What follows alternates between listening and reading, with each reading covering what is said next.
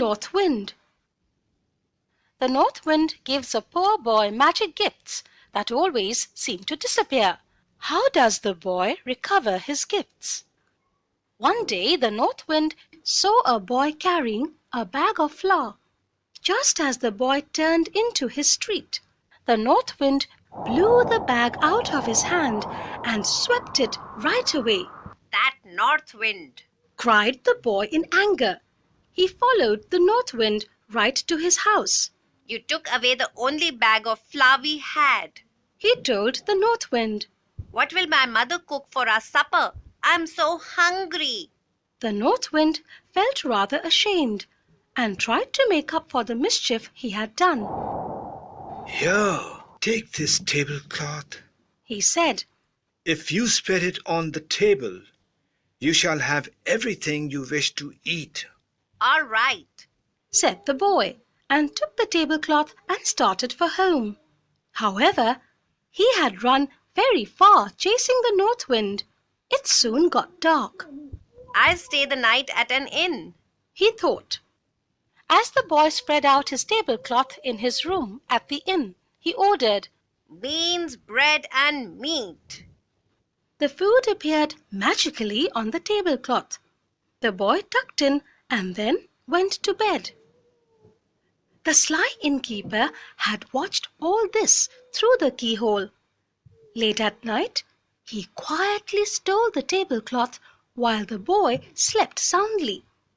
Next morning, the boy was hungry again, but there was no tablecloth and so no breakfast. The boy went right back to the North Wind and complained. "You are a cheat, North Wind. You have taken back your tablecloth." "No," said the North Wind. "that is not the way I work. But I will give you a ram this time," he said. "Each time you rub his wool, he will drop a piece of gold from his mouth. Look after him well." The boy ran back and found the ram at the door of the stable behind the inn. He caught the ram by a strap which was around its neck and led it slowly up the stairs of the inn to his room. By now the boy was hungry because it was night again. So he patted the ram on its back. The ram lowered its head and a piece of gold dropped from its mouth. "Good old North Wind," said the boy. He paid the landlord with the piece of gold for his stay and supper. He slept soundly that night with the ram for his pillow. When the boy awoke in the morning, his head was upon the floor and the ram was gone. He blamed the North Wind again. "You have taken back your ram." The North Wind said nothing. He put a queer stick into a bag and gave it to the boy. He told him to go back and lock his door tightly at night. That night the boy was woken by screams for help in his room. There was the innkeeper running about, and the queer stick was beating him. "Help! Help!" he cried.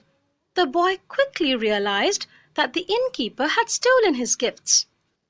"Give me back my ram," said the boy. "Get it!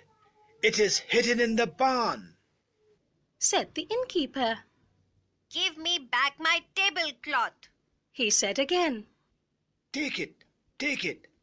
It is in the kitchen," screamed the innkeeper. The boy went out and found his ram in the barn and the tablecloth in the kitchen. He came back to the room. "Stop! Stick! Stop now!" he said. The stick stopped and jumped into the bag. The boy picked up the bag and the tablecloth. Then, leading the ram by a rope, he went back home. His mother was very glad to see him, and they lived happily ever after.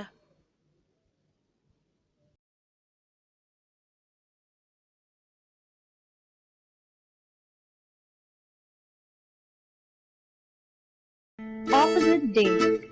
It's opposite day. It's opposite day. The day to do things in the opposite way. I wear my pants backward, my shorts inside out. I scream to talk softly. I whisper to shout. I write with my foot and I kick with my hand. I stare with my eyes closed. I sit down to stand. I drink from a plate and I eat from a cup. I climb into bed when it's time to wake up. I frown when I'm happy. I smile when I'm sad. I say I like flavor, but ice cream is bad. I claim that it's dark when it's sunny and bright. If something is black, I insist that it's white. I stand still for dancing. When running, I crawl. So please understand, I don't like you at all.